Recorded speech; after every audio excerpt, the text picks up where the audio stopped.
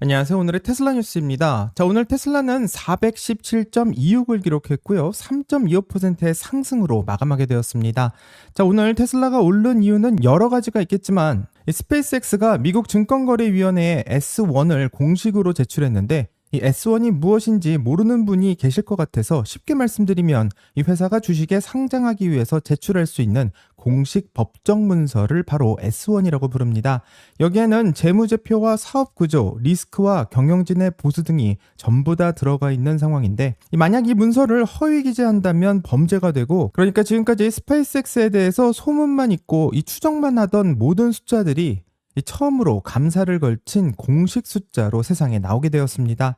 자, 오늘 세 가지를 다룰 이야기는요. 첫 번째로는 S1에서 처음 공개되고 있는 실제 숫자들, 그리고 그 숫자 중에서 많은 분들이 예상하지 못했던 점을 한번 찾아보려고 하고, 두 번째로는 이 IPO 구조가 테슬라 주주에게 어떤 영향을 미치게 되는지, 세 번째로는 스페이스X의 6월 12일 상장을 앞두고 이 테슬라 주주는 어떻게 봐야 되는지 같이 한번 살펴보겠습니다. 자, 끝까지 함께 해주시길 바라고요. 그럼 출발할게요.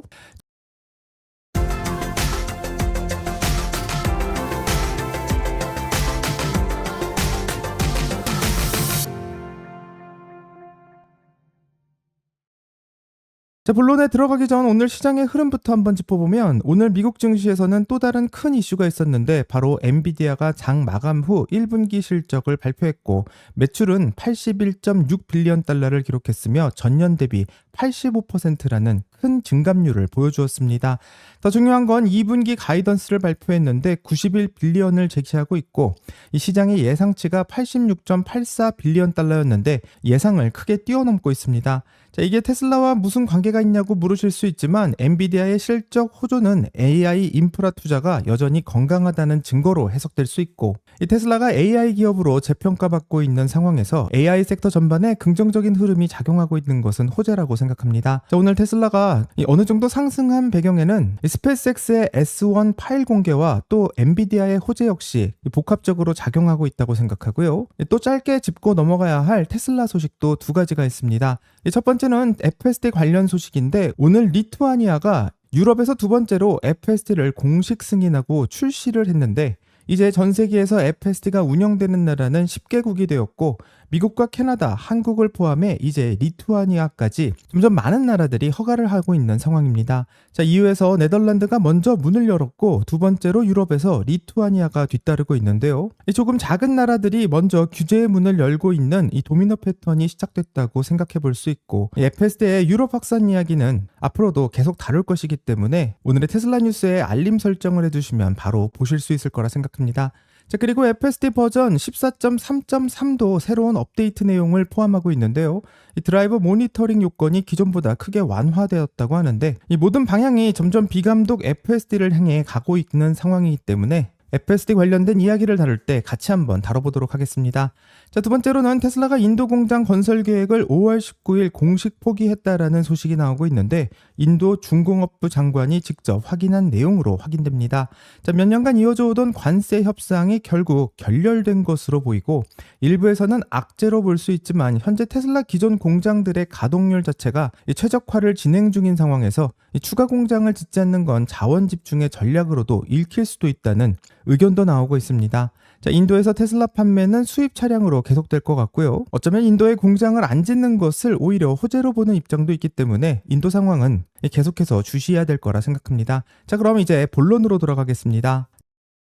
자, 먼저 스페이스X의 S1 파일이 어떤 문서인지부터 한번 확인해 봐야 될 것 같은데, 이 S1 파일은 미국에서 회사가 주식에 상장하려면 이 SEC에 S1이라는 등록 신고서를 제출해야 하고, 이 문서가 제출되는 순간 회사는 더 이상 재무 정보를 숨길 수가 없게 됩니다. 한마디로 감사를 거친 손익계산서와 대차대조표, 현금의 흐름이 모두 공개되고, 리스크 요인도 적어야 하고, 또 경영진이 얼마나 받는지도 적어야만 하기 때문에 모든 정보가 낱낱이 공개됩니다. 자, 이게 왜 중요하냐면, 그동안 스페이스X에 대한 모든 숫자는 추정에 불과했는데, 로이터가 스페이스X의 매출을 150억 달러에서 160억 달러라고 예상했을 때도 익명 관계자의 말을 빌렸을 뿐입니다.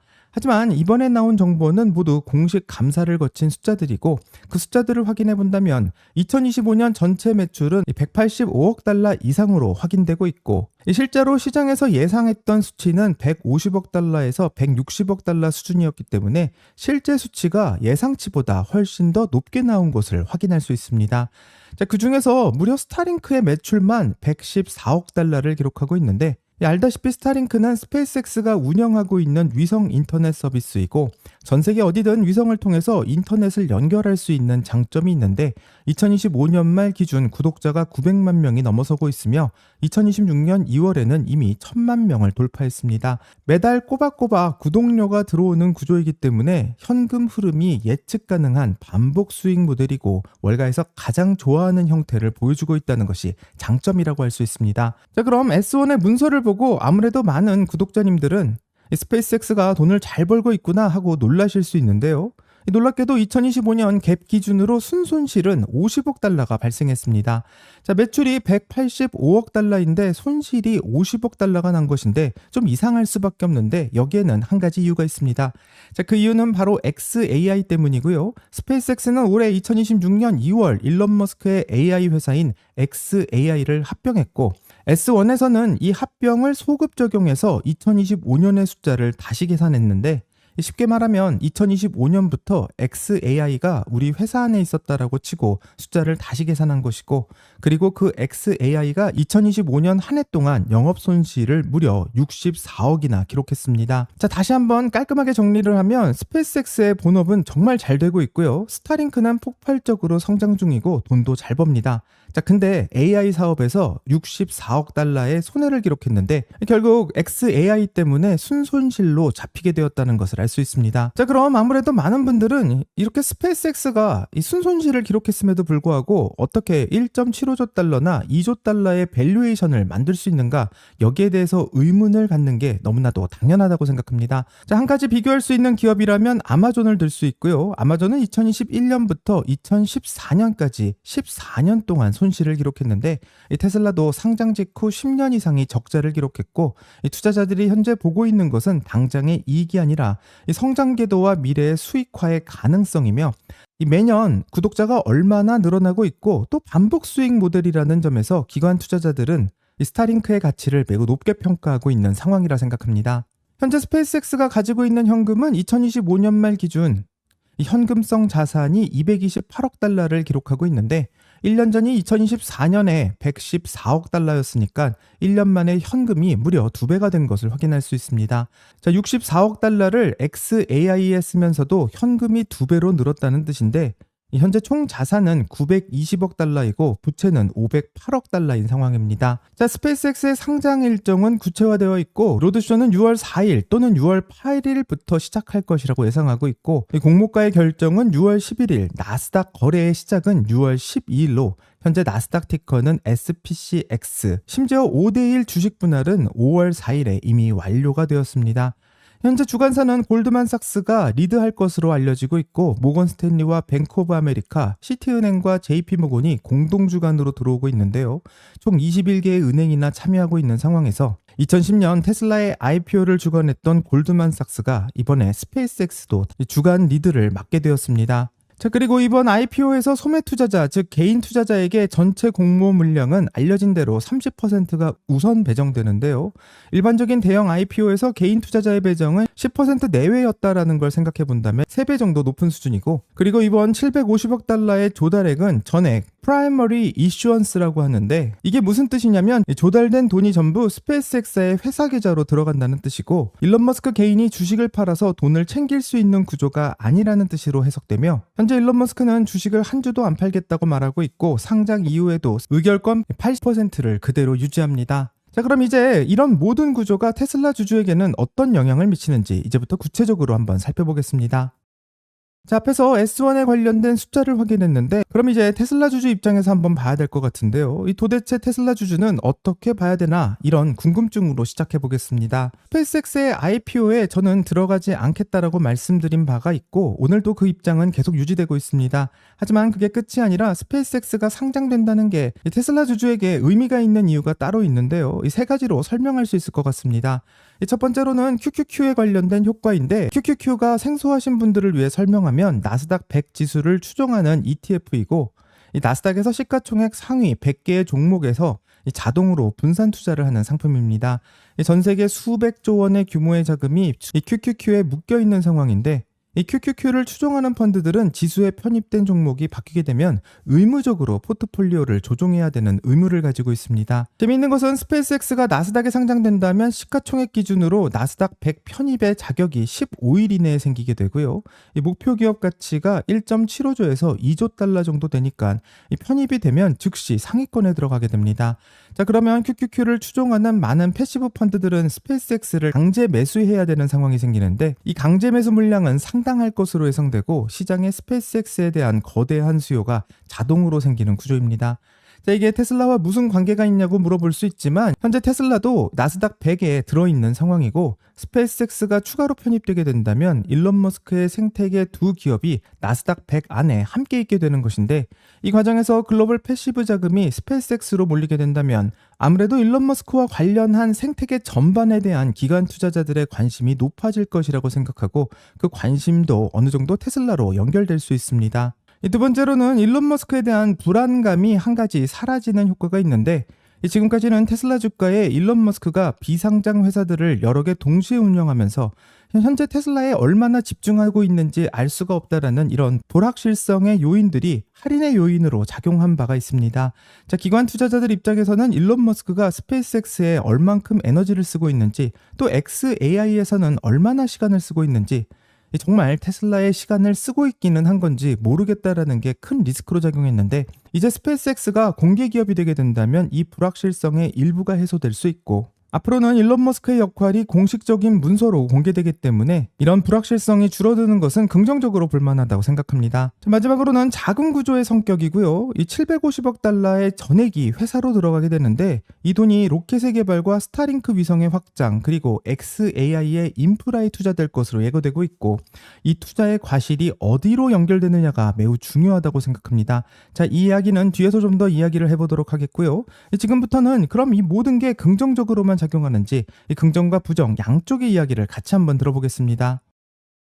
스페이스X의 상장이 테슬라에게 좋다라는 시각도 있고 또 걱정된다라는 시각도 있는데요. 이 같은 뉴스를 두고 왜 다르게 보고 있는지 그 입장을 한번 정리해 보겠습니다. 우선 좋게 보는 쪽은 스페이스X의 상장이 성공하게 된다면 일론 머스크의 총 자산과 또 신뢰도가 다시 한번 공개 시장에서 검증된다라는 측면이 있고 이 검증으로 인해 일론 머스크가 이끌고 있는 다른 회사인 테슬라에 대한 신뢰도도 함께 올라가는 경향을 예상하고 있으며 결국 일론 머스크라는 생태계 안에서 스페이스X와 테슬라 두 회사가 떨어질 수 없다라는 것을 생각하는 순간 어느 정도 영향이 있을 거다라는 분석이 나오고 있습니다. 자, 하지만 가장 크게 우려되고 있는 부분은 악재로 생각할 수밖에 없는데요. 그 우려는 바로 자금의 이동입니다. 자, 스페이스X의 IPO가 성공하게 된다면 기관 투자자들이 테슬라를 팔고 스페이스X로 갈아탈 수 있는데 같은 일론 머스크의 생태계 안에서 더 성장성이 높아 보이는 스페이스X로 무게중심이 이동할 수 있고 이 매력적인 신규 종목이 등장하게 된다면 기존 종목에서 자금이 일부 빠지는 것은 시장에서 반복적으로 보이는 현상이었다고 생각합니다. 또 오늘 S1 문서에서 나온 xAI의 손실에 대한 의미가 중요하다고 생각하는데 이 시장에서는 스페이스X가 스타링크가 중점인 회사인 줄 알았지만 AI 스타트업을 끼고 64억이나 쓰는 회사였다라는 재해석이 시작될 수 있고 이 재해석이 퍼지게 된다면 1.75조 달러의 가치에 대해서 의문을 제기하는 목소리가 나올 수 있으며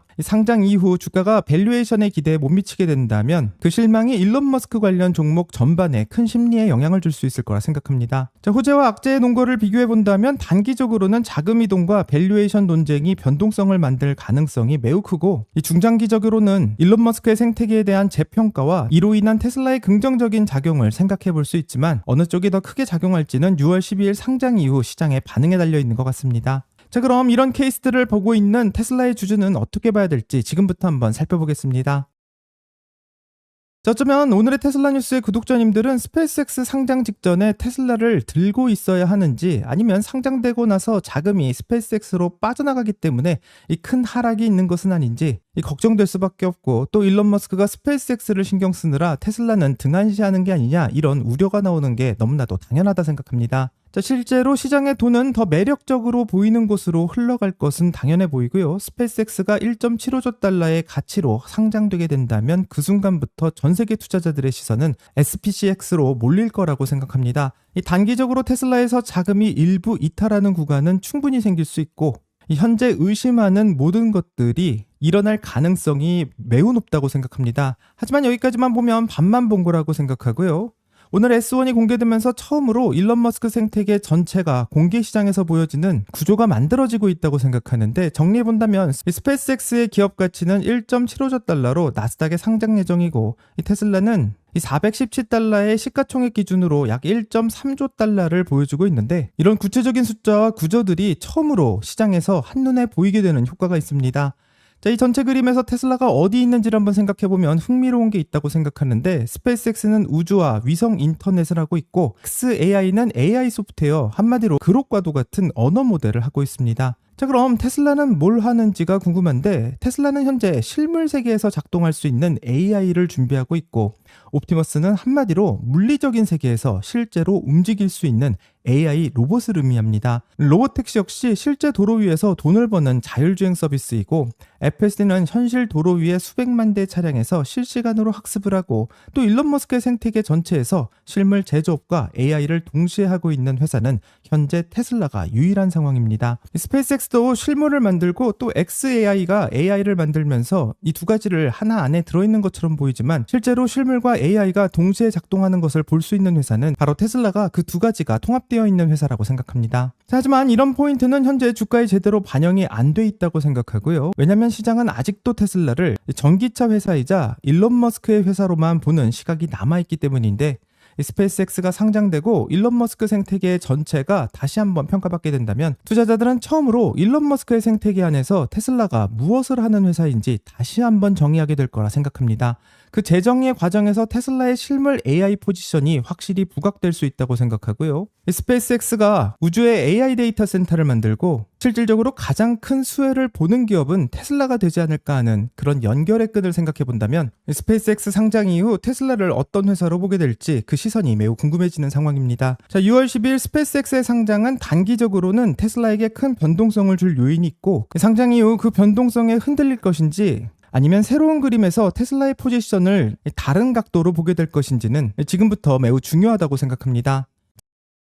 오늘 이야기를 정리하면, 스페이스X는 스타링크로 번 돈을 xAI에 다 쏟아붓고 있다라는 말로 정리할 수 있었을 것 같은데, 아마도 xAI가 스페이스X 안에 있지 않고 테슬라 안에 있었다라면 이 불만은 테슬라 주주들 사이에서 훨씬 더 크게 나왔을 수 있을 것 같습니다. 자, 일론 머스크는 테슬라는 AI와 로봇공학에서 가장 중요한 회사가 될 것이라고 말했고, 스페이스X 안에 xAI가 있는 것처럼 앞으로 스페이스X에서도 AI에 대한 발전을 계속하게 될 것이라고 생각하는데, 테슬라의 AI와 스페이스X의 AI가 서로 다른 길을 갈 게 아니라 궁극적으로 지향하는 AI를 완성하기 위해서는 두 회사가 서로 합쳐져야 될 것이라고 생각하는데, 과연 6월 12일 상장 이후 이런 이야기가 본격적으로 나오게 될지 큰 기대를 하게 되는 상황입니다. 자, 오늘의 테슬라 뉴스의 구독자 여러분들은 이 두 회사가 계속해서 분리될 것이라고 생각하는지, 아니면 어떤 식으로 연결되는 그림이 나올 것이라고 생각하는지 이 댓글을 남겨주시면 자세히 더 이야기를 나눠보도록 하겠습니다. 여기까지가 오늘의 테슬라 뉴스고요. 오늘 영상이 도움이 되셨다면 구독과 좋아요 그리고 알림 설정 부탁드립니다. 오늘 좋은 하루 되시고요. 오늘의 테슬라 뉴스는 내일 또 새로운 소식으로 다시 찾아오겠습니다. 감사합니다.